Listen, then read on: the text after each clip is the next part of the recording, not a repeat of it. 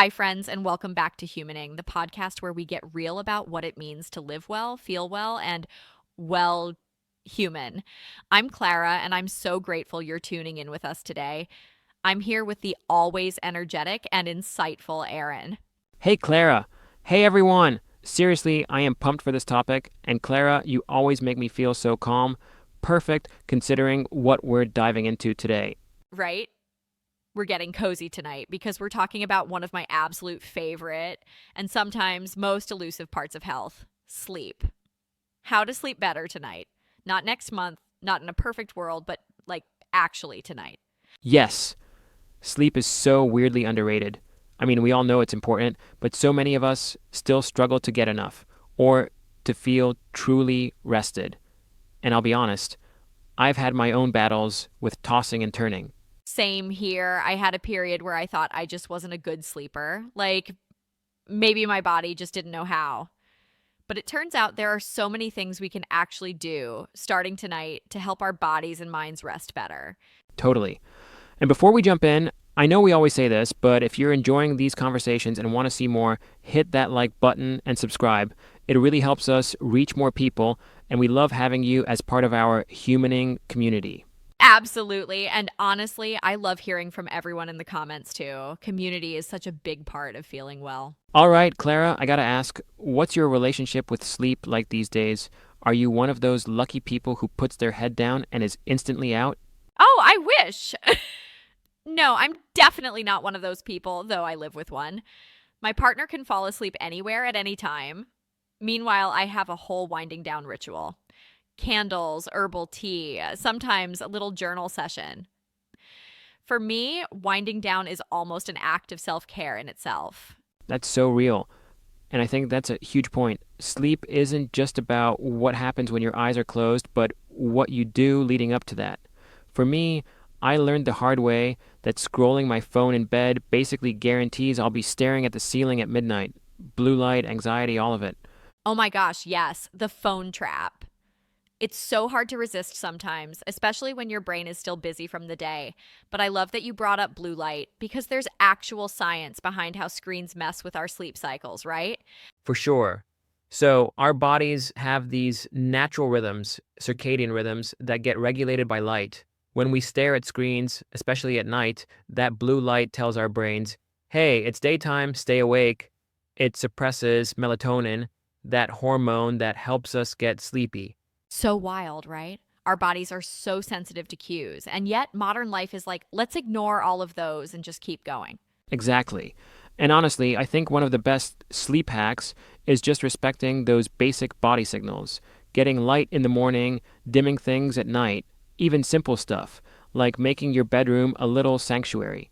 Yes, I talk about this with friends all the time. The vibe of your sleep space matters so much. If my bedroom is cluttered, my brain feels cluttered. I love making my bed, opening the window for fresh air, maybe running a diffuser with lavender oil. It's like I'm sending my body a memo. Hey, it's time to rest now. I love that. Do you have any non negotiables when it comes to your bedtime ritual? Like if you skip them, you know you're in for a rough night? Definitely. I need a cup of something warm, herbal tea usually, or even just hot water with lemon. Then I try to keep my phone out of the bedroom. Keyword, try. And honestly, I need to wind down emotionally too. If I go to bed with a busy mind, I just replay my to do list on loop. Oh, that is so relatable. Sometimes I'll lie there thinking, did I send that email? What's on my calendar tomorrow? It's like my brain picks bedtime as the perfect moment for a productivity review.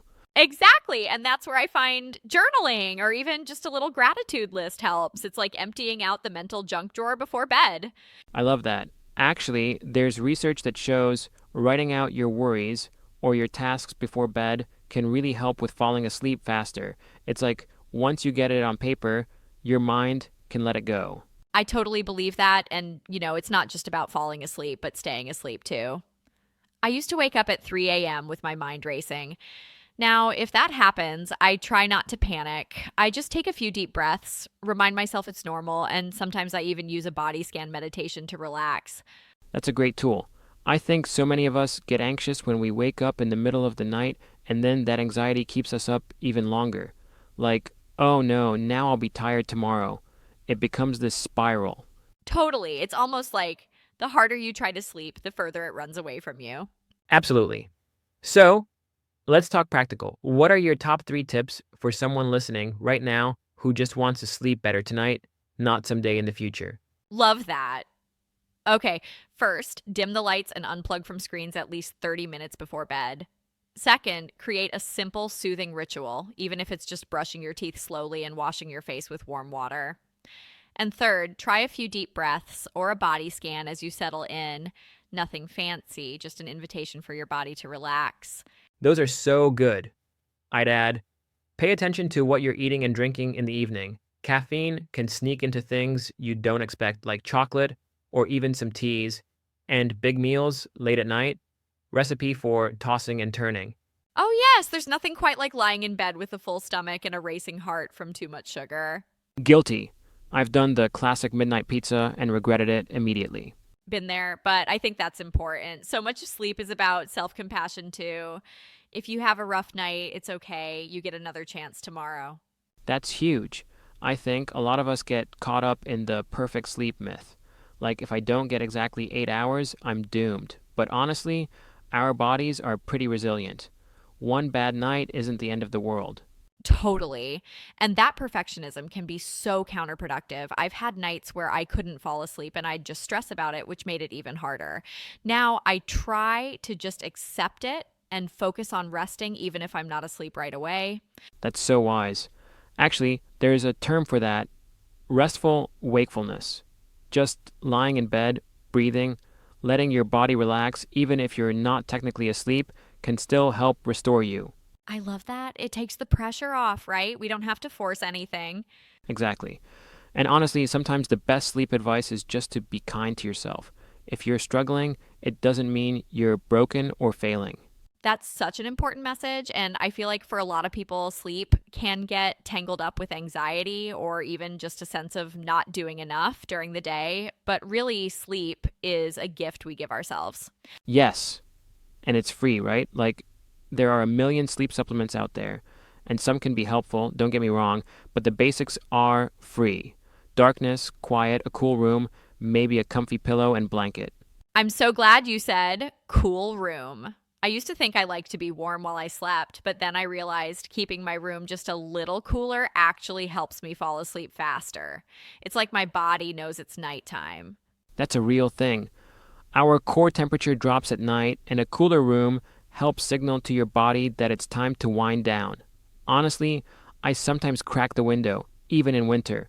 Brave. I'm always negotiating with my partner over the thermostat. Oh, it's a constant battle at my house too, but it's worth it for that deeper rest. And speaking of partners, do you find that sharing a bed affects your sleep? I know some people swear by separate blankets. Yes, the blanket tug of war is real, and we actually started using two separate duvets, Scandinavian style, and it changed everything. No more sneaky blanket theft in the middle of the night. Game changer. I think that's such a good example of how sleep is personal. What works for one person might not work for another, and that's okay. Exactly. It's about experimenting, being curious, and giving yourself permission to make little changes. I love that. And I think, too, there's something about accepting that our sleep needs and patterns can change over time. Like, what worked for me in my 20s is not what works for me now. Absolutely. I used to be a total night owl, and now not so much. I love the quiet of early mornings, but that means I need to be mindful about winding down earlier too. Same. And I think a lot of people feel guilt about not fitting into the right sleep schedule. But honestly, if you're getting enough rest and it fits your life, that's what matters. Yes. And I think it's so helpful to remind ourselves that sleep is foundational. When we're well rested, everything else feels a little lighter, our mood, our focus, even our relationships. Couldn't agree more. I always say sleep is the original superpower. Want more energy, better mood, a stronger immune system? It all starts with sleep. So true. And yet, it's the first thing most of us sacrifice when we get busy. Guilty again, but I'm trying to get better. For anyone out there listening, you're not alone if you struggle with this. You know, Erin, as we're talking, I'm thinking about how different sleep looks for people at different stages of life. Like, I remember in college, I could pull an all nighter and still function.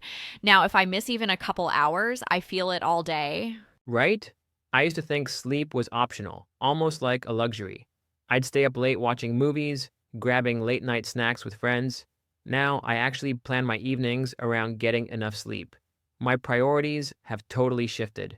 Same. And I think there's this narrative out there, especially in our hustle culture, that sleep is something you can just catch up on later. But bodies don't really work like that, do they? Yeah, that whole I'll sleep when I'm dead mentality, it's so counterproductive. There's tons of research showing that chronic sleep deprivation adds up and you can't truly make up for lost hours. Your memory, your mood, even your metabolism can take a hit. Absolutely. I noticed that even one night of poor sleep makes me more sensitive, emotionally, physically, just everything.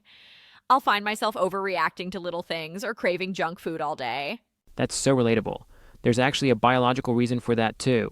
When you're sleep deprived, your body ramps up hunger hormones, so you crave high calorie foods. Plus, your emotional regulation goes out the window. I'm definitely more likely to snap at people or feel anxious after a bad night. It's so wild how interconnected everything is. Sleep is like the cornerstone of our health, but it's invisible until you start missing it. Totally. And I think for a lot of people, sleep struggles are tied to stress too. If you're worried about work, relationships, or just the state of the world, it's hard to turn your brain off at night. Oh, for sure. I remember during the pandemic, my sleep was all over the place. I'd wake up in the middle of the night, scrolling news headlines, just absorbing all this anxiety. It took a while to realize that I had to set boundaries, even with what I let into my mind before bed. That's so important. I actually started a news curfew for myself. No news after 8 p.m. It was hard at first, but it made a huge difference in my anxiety levels and my ability to fall asleep. That's a great idea. I love that you gave yourself permission to step away. There's this pressure to always stay informed, but it comes at a cost. Exactly. And sometimes I think sleep hygiene gets overcomplicated. People feel like they need the perfect mattress, blackout curtains, weighted blankets, all the gadgets. Those can help, but honestly, some of the best habits are the simplest. Absolutely. For me, it's more about consistency than perfection. Even just going to bed and waking up at roughly the same time every day makes a huge difference. And my body loves routine. That's a massive one. Our circadian rhythms thrive on predictability. If you can, try to keep the same schedule even on weekends. I know that's not always fun, but your body will thank you. And if you're a parent or you work shifts, I know that's not always realistic. I think the key is to work with what you have and give yourself grace when things don't go perfectly. Totally. And even little tweaks help. Like if you can't control your schedule, maybe you can create a calming ritual before bed or make your bedroom as comfortable as possible. That's so true. Even just changing your pillowcase or having a favorite pair of pajamas can make bedtime feel special. For sure. And this might sound silly, but I'm obsessed with my sleep mask. It blocks out all the light, and as soon as I put it on, my body goes, okay, show's over. Time to sleep. Not silly at all. I actually have a little lavender sachet I tuck under my pillow. It's such a tiny thing, but the scent just instantly cues my brain to relax. It's like you're building a toolkit for sleep, right? Everyone's toolkit looks a little different. Exactly. And for some people, that toolkit might include gentle movement before bed, like stretching or even a slow walk outside to feel the air change in the evening. Ooh, I love that. I used to think exercise at night would keep me up, but I found that a mellow routine like yoga or even just lying on the floor and breathing actually helps me unwind. Same here. I used to do intense workouts late at night and then I'd be wired, but slower movement or even just gentle stretching is so soothing. That's such a good point. It's about listening to what your body needs rather than following a rigid rule book. Definitely. And sometimes if I'm really restless, I'll get up and read for a bit instead of forcing myself to lie there awake. Just something gentle, no thrillers. Oh, for sure. I made the mistake of reading a murder mystery in bed once, and my heart was pounding all night. Lesson learned. For me, it's poetry or a calming novel, something that feels like a lullaby for my brain. That sounds so peaceful. Speaking of peaceful, do you use any sleep sounds or white noise? I do. When I'm traveling, especially, I'll use a white noise app. I find it really helps block out unfamiliar noises and helps me relax. Same. I love rain sounds or ocean waves. It's like a little mini vacation for my mind. That's such a nice image. And it's interesting. There's research showing that steady background noise can help people with insomnia fall asleep faster. It masks the little bumps and creaks that might otherwise wake you up. That's so true. And I think for anyone listening who struggles with falling asleep, it's worth experimenting to find what really works for you. There's no one size fits all. That's such a freeing perspective. Sometimes we get discouraged if the first thing we try doesn't work, but really it's a process. Absolutely. And even if you can't control everything, you can always come back to your breath. That's free, it's portable, and it works anywhere. Yes. I love a simple 4-7-8 breath. Inhale for 4 counts, hold for 7, exhale for 8. It always calms my nervous system. That's one of my favorites too. It's amazing how much power there is in something so simple. And you don't have to be perfect at it. Sometimes my mind wanders, and that's okay. It's just about gently bringing myself back. Exactly. And even if your mind is busy, just being kind to yourself goes a long way. Sometimes I even tell myself, it's okay to be awake right now. I'm still resting. I love that so much. It really is about self compassion. It is. And honestly, I think that's the heart of what we've been talking about tonight. Sleep isn't about forcing yourself or chasing perfection. It's about giving yourself permission to rest however you can. That's so beautifully said, Erin, and it's such a good reminder as we wind down tonight. Before we wrap up, is there anything you want to leave our listeners with? Yeah, actually. I'd just say, if you're struggling with sleep, you're definitely not alone.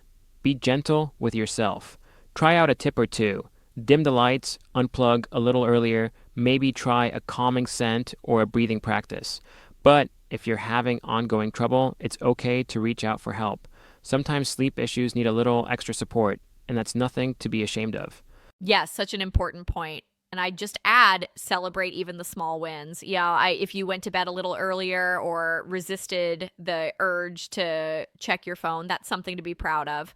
Absolutely. Every little step counts. And as always, thank you so much for being here with us. We genuinely love being part of your journey, and we hope you found something helpful or comforting in tonight's conversation. Couldn't agree more. And if you enjoyed this episode, if you learned something new, or even just felt a little less alone, please hit like, subscribe, and share Humaning with a friend. It means the world to us, and it helps others find this community too. And don't forget to drop a comment with your own sleep stories or tips. We read every single one, and it means so much to connect with you. Thanks for choosing to spend your time with us, and for letting us be a part of your evening wind down. Wishing you all a peaceful night and the kind of sleep that leaves you feeling genuinely restored. Sweet dreams, everyone. Take care of yourselves, and remember, rest is not a luxury, it's a right. Good night, friends. Thank you for humaning with us. We'll see you next time. Good night.